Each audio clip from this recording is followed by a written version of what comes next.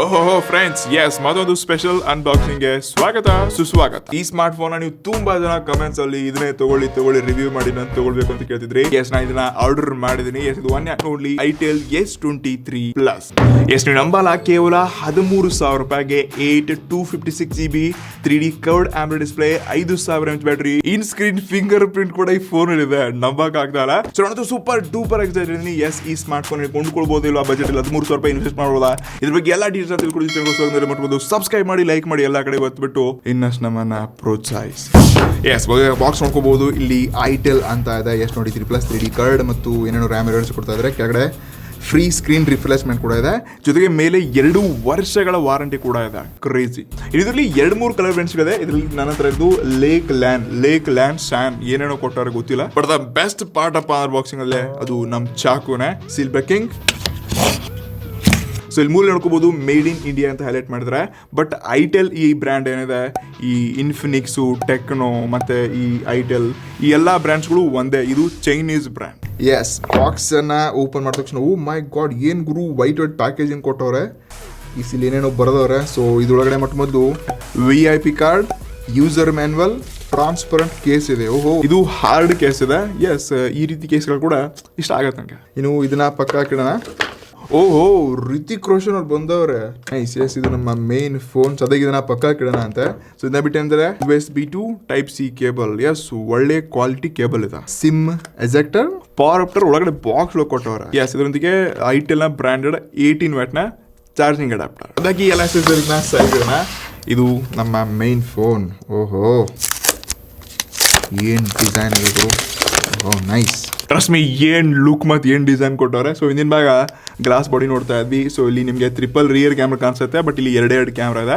So front ಸೈಡ್ಗೂ ಕೂಡ curve design ನೋಡ್ತಾ ಇದ್ವಿ, ಬ್ಯಾಕ್ ಅಲ್ಲಿ ಕೂಡ ಕರ್ವ್ ಡಿಸೈನ್ ನೋಡ್ತಾ ಇದ್ವಿ, ಮತ್ತೆ ಮೇಲಿನ ಭಾಗ ಇಲ್ಲಿ ಡಿಸೈನ್ಡ್ ಬೈ itel ಅಂತ ಇದೆ. ಸದ್ಯಕ್ಕೆ ಈ ಸ್ಮಾರ್ಟ್ ಫೋನ್ ನ ಫಸ್ಟ್ ಬೂಟ್ ಮಾಡಿಬಿಟ್ಟು ಎಲ್ಲ ಸೆಟ್ ಮಾಡಿಬಿಟ್ಟು ಒಂದು 2-3 ದಿವಸ ಮಾಡಿಬಿಟ್ಟು ನಿಮ್ಮ ಮುಂದೆ ಬರ್ತೀನಿ ಗುರು.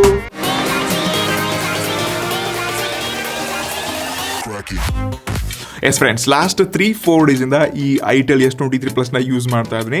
ಸೊ ಇದ್ರ ಬಗ್ಗೆ ನನ್ನ ಎಲ್ಲ ಆನೆಸ್ಟ್ ಎಕ್ಸ್ಪೀರಿಯನ್ಸ್ ನಿಮಗೆ ಒಂದೊಂದು ತಿಳಿಸ್ತೀನಿ. ಮೊದಲನೇದಾಗಿ ಇದ್ರಂತ ಡಿಸೈನ್. ಎಸ್ ಈ ಫೋನ್ ಏನ್ ನೋಡ್ತಾ ಇದ್ರ, ಇದು Vivo X80. ಇದ್ರ ಬೆಲೆ ಹತ್ರ 70,000 to 80,000 ರೂಪಾಯಿ ಇದೆ. ಸೊ ಅದೇ ಸೇಮ್ ಡಿಸೈನ್, ಕರ್ವ್ ಡಿಸೈನ್ ಹೊಂದಿರುವಂತಹ smart phone itel S23 plus. ಇದು ಕೇವಲ 13,000 ರೂಪಾಯಿಗೆ. ಸೊ ಆಲ್ಮೋಸ್ಟ್ 2 ಕರ್ವ್ ಡಿಸೈನ್ ಇದೆ. ಹಿಂದಿನ ಭಾಗ ಕೂಡ ಅದೇ ರೀತಿ ಇರುವಂತಹ ಡಿಸೈನ್ ಇದೆ. ಸೊ ಎರಡರಲ್ಲಿ ಕೂಡ ಬ್ಯಾಕ್ ಗ್ಲಾಸ್ ಇದೆ, ಫ್ರಂಟ್ ಗ್ಲಾಸ್ ಇದೆ. ಹಾಗಾದ್ರೆ ಯಾಕೆ ನಾನು ಈ ವಿವೋ ಜೊತೆನೆ ಕಂಪೇರ್ ಮಾಡ್ತೀನಿ ಅಂತ ಕೇಳಿದ್ರೆ ಆಲ್ಮೋಸ್ಟ್ ಸೇಮ್ ಇದೆ. So side by side compare ಮಾಡ್ಬಿಟ್ಟು ನಾನು ಕೆಲವೊಂದು ಎಕ್ಸಾಂಪಲ್ ನನ್ನ ಫ್ರೆಂಡ್ಸ್ ಗೆಲ್ಲ ಕೇಳ್ಕೊಂಡೆ. ಸೊ ಎಲ್ಲರೂ ಕಂಪೇರ್ ಮಾಡ್ತಾ ಇದು 80,000 ರೂಪಾಯಿ ಅಂತಂದ್ರೆ ಇದು ಆಲ್ಮೋಸ್ಟ್ ಒಂದು 25-30,000 ಇದ್ದೇ ಇರುತ್ತೆ ಅಂತ ಹೇಳ್ಬಿಟ್ಟು ಪ್ರತಿಯೊಬ್ಬರಿಗೆ ಈ ಸ್ಮಾರ್ಟ್ ಫೋನ್ 25,000 ರೂಪಾಯಿ ಮೇಲೇನೆ ಇದೆ ಅಂತ ಹೇಳಿದ್ರು. ಒಟ್ಟಾರೆ ಮಾರ್ಕೆಟ್ ಅಲ್ಲಿ ಈ ಕರ್ವ್ ಡಿಸೈನ್ ಏನ್ ಇರ್ತಾ ಇದೆ, ಸೊ ಎಲ್ಲಾ ಕಂಪನಿಗಳು ಇದೇ ಕೆಲಸ ಮಾಡ್ತಾ ಇದೆ. ಸೊ ನಮಗೆ ಬಜೆಟ್ ಅಲ್ಲಿ ಆ ಎಕ್ಸ್ಪೀರಿಯನ್ಸ್ ಸಿಗ್ತದೆ ಅಂದ್ರೆ ಎಸ್ ಇದು ಒಂದು ಒಳ್ಳೆ ಫೀಚರ್ ಅಂತ ಅನಿಸ್ತು. ರೈಟ್ ಸೈಡ್ ಗೆ volume rocker key, lock key ನೋಡ್ತಾ ಇದ್ವಿ. ಬಾಟಮ್ ಅಲ್ಲಿ ಸಿಮ್ ಟ್ರೇ, ಸಿ ಪೋರ್ಟ್ ಮತ್ತೊಂದು ಸ್ಪೀಕರ್ ಗಿಲ್. ಬಾಕಿ ನಾನು ಇದನ್ನ ತುಂಬಾ ಕಂಫರ್ಟೇಬಲ್ ಕೈಲಿ ಇಟ್ಕೋಬಹುದು. ಲೈಟ್ ವೇಟ್ ಕೂಡ ಇದೆ. ಈ Vivo X80 ಹತ್ರ 195 ಗ್ರಾಮ್ ಏನಿದೆ. ಇದು ಇನ್ನೂ ತುಂಬಾ ಲೈಟ್ ವೇಟ್ ಇದ್ಬಿಟ್ಟು ಕೇವಲ 179 ಗ್ರಾಮ್ ಅಷ್ಟೇ. ಸೊ ಪ್ರಾಮಾಣಿಕವಾಗಿ 13,000 ರೂಪಾಯಿಗೆ ಎಸ್ ಇದೊಂದು ಅಟ್ರಾಕ್ಟಿವ್ ಡಿಸೈನ್ ಇದೆ ಮತ್ತು ಇದು ಜಾಸ್ತಿ ಆಫ್ಲೈನ್ ಅಲ್ಲೇ ಸೇಲ್ ಆಗತ್ತೆ. ಇನ್ನು ಈ ಫೋನ್ ಇಂದ ಮತ್ತೊಂದು ಮೇನ್ ಹೈಲೈಟ್ ಪಾರ್ಟ್ ಅಪ್ಪ ಅಂತಂದ್ರೆ ಅದು ಇರುವಂತ ಡಿಸ್ಪ್ಲೇ. 6.78 ಇಂಚಸ್ ಇರುವಂತ full HD plus 3D curved AMOLED display. ಕೇವಲ 60 Hz ನ ಸಪೋರ್ಟ್ ಮಾತ್ರ ಇದೆ. ಆದರೆ 25-30,000 ಹತ್ರ ಎಲ್ಲ ಸ್ಮಾರ್ಟ್ ಫೋನ್ಸ್ಗಳು ಇದೇ ಡಿಸ್ಪ್ಲೇನ ಕೊಡ್ತಾ ಇದ್ದಾರೆ. ಸೊ ಅಲ್ಲಿ 120 Hz ರಿಫ್ರೆಶ್ ರೇಟ್ ಸಿಗ್ತದೆ. ಬಟ್ 13,000 ರೂಪಾಯಿಗೆ ನಂಬಕ್ ಆಗ್ತಲ್ಲ. ಮಾರ್ಕೆಟ್ ಅಲ್ಲಿ ಫಾರ್ ದ ಫಸ್ಟ್ ಟೈಮ್ ಅತಿ cheapest 3D curved AMOLED display ಅಂತಂದ್ರೆ ಅದು itel S23 ಪ್ಲಸ್ ಅಲ್ಲಿ ಮಾತ್ರ. ನಾನು ಈ ಸ್ಮಾರ್ಟ್ ಫೋನ್ ಅಲ್ಲಿ ತುಂಬಾ ಹೆವಿ ಯೂಟ್ಯೂಬ್ ವಿಡಿಯೋಸ್ ನೋಡ್ಕೊಂಡೆ, ನನ್ನ ವಿಡಿಯೋ ನೋಡ್ಕೊಂಡೆ, 4K ವಿಡಿಯೋ ನೋಡೋಕೆ ಟ್ರೈ ಮಾಡಿದೆ. ಬಟ್ ಇಲ್ಲಿ ಕೇವಲ 1080p ಮಾತ್ರ ಸಪೋರ್ಟ್ ಆಗುತ್ತೆ. ಬಟ್ ತುಂಬಾ ಬ್ರೈಟರ್ ಮತ್ತು ಕಲರ್ಫುಲ್ ಕೂಡ ನನ್ನ ವ್ಯೂವಿಂಗ್ ಎಕ್ಸ್ಪೀರಿಯನ್ಸ್ ನೋಡ್ಕೊಂಡೆ. ಇಂಡೋರ್ ಸಖತ್ ಕಲರ್ಫುಲ್ ಮತ್ತು ಬ್ರೈಟರ್ ಅಂತ ಅನಿಸ್ತು. ಆದರೆ ಇದರಲ್ಲಿ ಕೇವಲ 500 ನಿಟ್ಸ್ನ ಪೀಕ್ ಬ್ರೈಟ್ನೆಸ್ ಇದೆ. ಸೊ ಔಟರ್ ನಾವು ನೋಡ್ಕೊಂಡಾಗ ಅಷ್ಟೊಂದು ಬ್ರೈಟರ್ ಮತ್ತು ನೋಟಿಫಿಕೇಶನ್ ಎಲ್ಲ ಅದೊಂದು ಕ್ಲಿಯರ್ ಆಗಿ ಅನ್ಸಲ್ಲ. ಇನ್ನು ಸ್ವಲ್ಪ ಬ್ರೈಟ್ನೆಸ್ ಜಾಸ್ತಿ ಇರಬೇಕಾಗಿತ್ತು. ಆದರೆ ನಾವು ಈ ಫೋನ್ ಕೇವಲ 13,000 ರೂಪಾಯಿ ಕೊಡ್ತಾ ಇದ್ವಿ. ಸೊ ಇದೇ ಪ್ರೈಸ್ ರೇಂಜಲ್ಲಿ ಬೇರೆ ಡಿಸ್ಪ್ಲೇಗಳನ್ನ ಕಂಪೇರ್ ಮಾಡಿದ್ರೆ ಇದು ಎಷ್ಟೋ ಪಟ್ಟಿ ಮಟ್ಟಿಗೆ ಇದು ಬೆಟರ್ ಅಂತ ಹೇಳ್ಕೋಬಹುದು. ಸೊ ಕರ್ವ್ಡ್ ಇದೆ, ಎಕ್ಸ್ಪೀರಿಯನ್ಸ್ ಚೆನ್ನಾಗಿದೆ, ಮತ್ತು ಎಲ್ಲ ಸ್ಮಾರ್ಟ್ಫೋನ್ಸ್ಗಳು 12-13 ಸಾವಿರ ರೂಪಾಯಿಗೆ ಸೊ ಇದೇ ಸೇಮ್ ಸ್ಪೆಸಿಫಿಕೇಶನ್ ಲೈಕ್ 500 ನಿಟ್ಸ್ ಎಲ್ಲ ಕೊಡ್ತಾರೆ. ಬಟ್ ಇಲ್ಲಿ ಸ್ಟಿಲ್ ನಾವು ಈ ಕರ್ವ್ಡ್ ಆಮೋಲೆಡ್ ಏನಿದೆ ಸೊ ಇದಕ್ಕೆ ನಾನು ಅಕ್ಸೆಪ್ಟ್ ಮಾಡ್ತೀನಿ, ನಂಗೆ ಬ್ರೈಟ್ನೆಸ್ ಕಮ್ಮಿ ಇದ್ರು ಓಕೆ ಗುರು, 13,000 ರೂಪಾಯಿಗೆ ಇದೊಂದು ಬೆಸ್ಟ್ ಡಿಸ್ಪ್ಲೇ. ಇಷ್ಟೇ ಅಲ್ಲ, ಇದರಲ್ಲಿ ಇನ್ ಸ್ಕ್ರೀನ್ ಫಿಂಗರ್ ಪ್ರಿಂಟ್ ಕೂಡ ಇದೆ. 13,000 ರೂಪಾಯಿಗೆ ನವ್ವಕ್ಕಾಗ್ತಿಲ್ಲ, ಜಸ್ಟ್ ನೋಡ್ಕೋಬೋದು ನೀವು. ಅಲ್ಲಿ ಟಚ್ ಮಾಡಿದ್ರೆ ಫಟಾಕ್ಸ್ ಅನ್ಲಾಕ್ ಆಗುತ್ತೆ, ತುಂಬ ಕ್ವಿಕ್ ಮತ್ತು ಫಾಸ್ಟಾಗಿ ಅನ್ಲಾಕ್ ಆಗುತ್ತೆ. ಸೊ ಈ ಫೀಚರ್ ನನ್ನ ಇನ್ನಷ್ಟು ಇಂಪ್ರೆಸ್ ಮಾಡ್ತು. 13,000 ರೂಪಾಯಿಗೆ ಇನ್ ಸ್ಕ್ರೀನ್ ಗ್ರೇಟ್. ಇನ್ನೊಂದ್ರಿಂದ ಸ್ಪೀಕರ್ ಕ್ವಾಲಿಟಿ ನೋಡ್ಕೋಬಹುದು, ಸಿಂಗಲ್ ಸ್ಪೀಕರ್ ಇದೆ, 100%.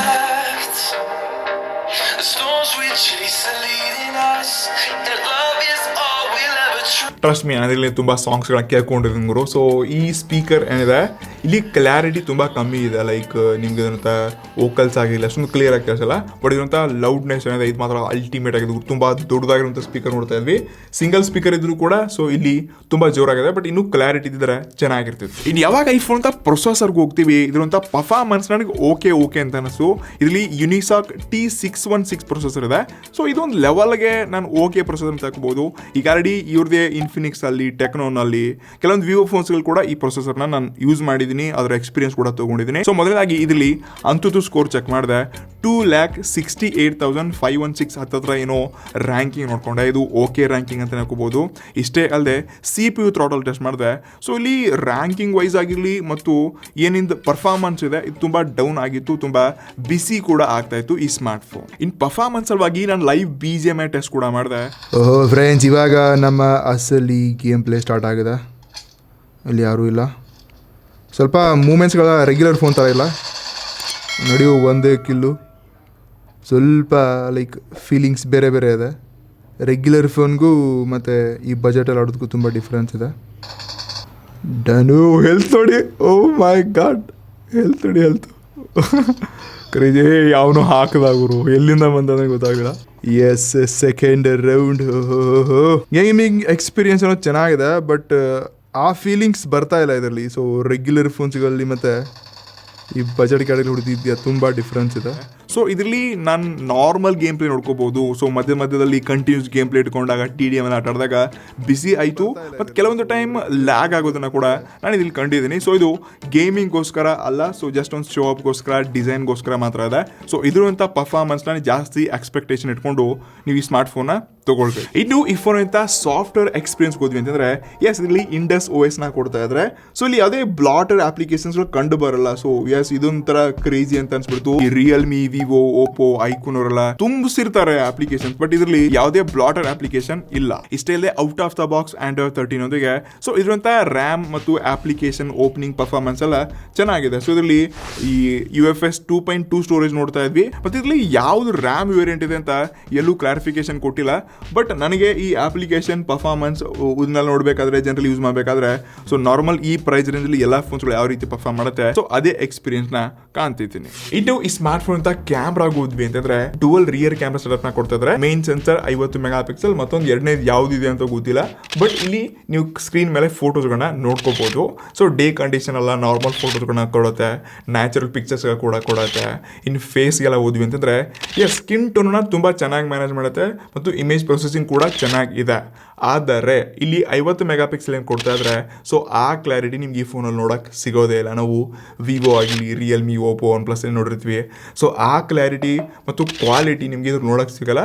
ಬಟ್ ದೂರದಿಂದ ನೋಡಿದ್ರೆ ಏನು ಕ್ಲಾರಿಟಿ ಇದೆ ಅಂತ ಅನ್ಸುತ್ತೆ, ಬಟ್ ಝೂಮ್ ಮಾಡಿದ್ರೆ ಆ ಕ್ಲಾರಿಟಿ ನಾವು ಇದರಲ್ಲಿ ನೋಡಲ್ಲ. ಬಾಕಿ ಇಂಡೋರ್ ಮತ್ತು ನೈಟಲ್ಲಿ ಕೂಡ ಒಂದು ಲೆವೆಲ್ಗೆ ಚೆನ್ನಾಗಿರುವಂಥ ಫೋಟೋಸ್ಗಳನ್ನ ಪ್ರೊವೈಡ್ ಮಾಡುತ್ತೆ. ಇನ್ನು ಫ್ರಂಟ್ಗೆ ಹೋದ್ವಿ ಅಂತಂದರೆ 32 ಮೆಗಾ ಪಿಕ್ಸೆಲ್ ಕೊಡ್ತಾ ಇದ್ದಾರೆ. ಇಲ್ಲಿ ಇದು ನಂಬರ್ ವೈಸ್ 32 ಅಂತ ಅನ್ಸುತ್ತೆ, ಬಟ್ ಆ ಕ್ಲಾರಿಟಿ ಇದ್ರಲ್ಲಿ ಇಲ್ಲ. ಸೊ ಫೋಟೋಸ್ ನೋಡ್ಕೋಬಹುದು, ಒಂದು ಲೆವೆಲ್ಗೆ ಚೆನ್ನಾಗಿದೆ. ಸೊ ಡೇ ಕಂಡೀಷನಲ್ಲ ಕಲರ್ಸ್ಗಳು, ಸ್ಕಿನ್ ಟೋನ್ ತುಂಬ ಚೆನ್ನಾಗಿ ಮ್ಯಾನೇಜ್ ಮಾಡುತ್ತೆ, ಮತ್ತು ಇಂಡೋರ್ ಕೂಡ ಇಮೇಜ್ ಪ್ರೊಸೆಸಿಂಗ್ ಎಲ್ಲ ಚೆನ್ನಾಗಿದೆ. ಬಟ್ ನಾನು ಯಾವಾಗ ಝೂಮ್ ಎಲ್ಲ ಮಾಡ್ತೀನಿ, ಚೆಕ್ ಮಾಡ್ತೀನಿ ಕ್ವಾಲಿಟಿ, ಸೊ ಓಕೆ ಒಂದು 8 ಮೆಗಾ ಪಿಕ್ಸೆಲ್ ಎಲ್ಲ ಬರುತ್ತೆ, ಆ ರೀತಿ ಫೋಟೋಸ್ಗಳು ಬರುತ್ತೆ. 32 ಮೆಗಾ ಪಿಕ್ಸೆಲ್ ಕ್ಲಾರಿಟಿ ಇರಬೇಕಾಗಿತ್ತು, ಇನ್ನೂ ಇಂಟ್ರೆಸ್ಟಿಂಗ್ ಆಗಿರ್ತದೆ ಅಂತ ಅನ್ಸುತ್ತೆ.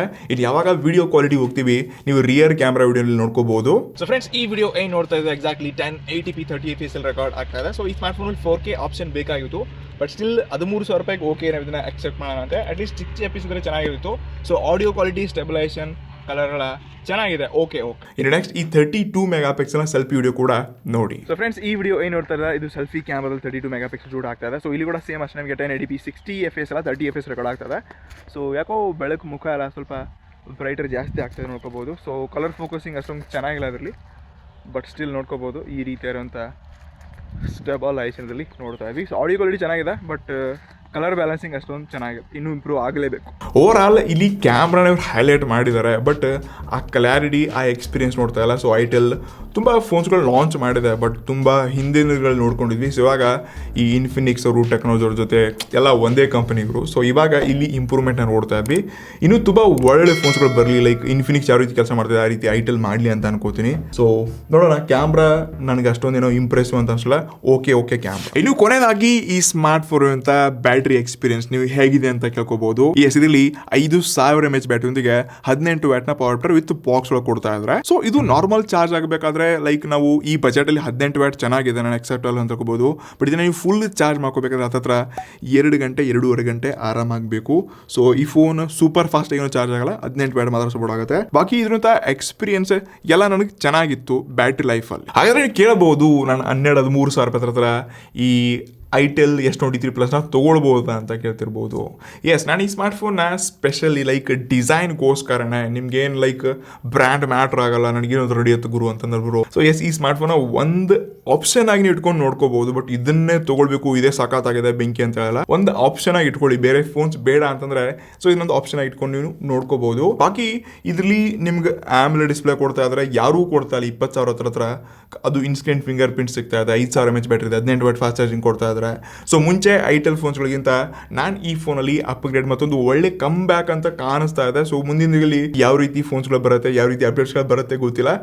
ಬಟ್ ಸ್ಟಿಲ್ ನಿಮಗೆ ಇನ್ನು 12-13 ಸಾವಿರ ರೂಪಾಯಿ ಮಾರ್ಕೆಟ್ ಹೊಡೆದಿದೆ ಅಂತಂದರೆ ಅದೇ ಹಳೆ ರೆಡ್ಮಿ 12 4G ಎಲ್ಲ ಸಿಗುತ್ತೆ, ಅದೊಂದು ಬೆಸ್ಟ್ ಆಪ್ಷನ್ ಆಗಿ ಇಟ್ಕೊಳ್ಬೋದು. ಬಟ್ ಇದರಲ್ಲಿ 5G ಇದೆ, AMOLED ಕರ್ವ್ ಡಿಸ್ಪ್ಲೇ ಇದೆ, ಕ್ಯಾಮ್ರಾ ಕೂಡ ಓಕೆ ಇದೆ. ಸ್ಟಿಲ್ ಒಂಥರ ಡೀಪ್ ಆಗಿ ನೋಡ್ಕೊಂಡು ಬಂದರೆ ಇದು ಕೂಡ ಒಂದು ಚೆನ್ನಾಗಿರೋ ಫೋನ್ ಅಂತಾನೆ ಅನ್ಸುತ್ತೆ. ಸೊ ನಿಮ್ಗೆ ಏನು ಅನ್ಸುತ್ತೆ, ಲೈಕ್ ಐಟೆಲ್ ಬೆಟ್ರ ಅಥವಾ ನಾವು ರೆಡ್ಮಿನೇ ತೊಗೊಳ್ತೀವಿ ಗುರು, ಒಂದು ಫೀಚರ್ 2 ಫೀಚರ್ ಕಮ್ಮಿ ಇರಲಿ ಬಿಟ್ಟು ರೆಡ್ಮಿನೇ ತೊಗೊಳ್ತೀವಿ ಅದ್ರ ಕೆಳಗಡೆ ಕಮೆಂಟ್ ಮಾಡಿ. ಸೊ ಇದಷ್ಟು ನನ್ನ ಆನೆಸ್ಟ್ ಎಕ್ಸ್ಪೀರಿಯನ್ಸ್ ಆಗಿತ್ತು. ನಿಮ್ಮ ಕಮೆಂಟ್ಸ್ಗಾಗಿ ವೇಟ್ ಮಾಡ್ತಾ ಇದ್ದೀನಿ. ಸೇನಾ ಮುಂದೆ ಅಡುಗೆ ನೆಕ್ಸ್ಟ್ ಒನ್. ನಮಸ್ಕಾರ.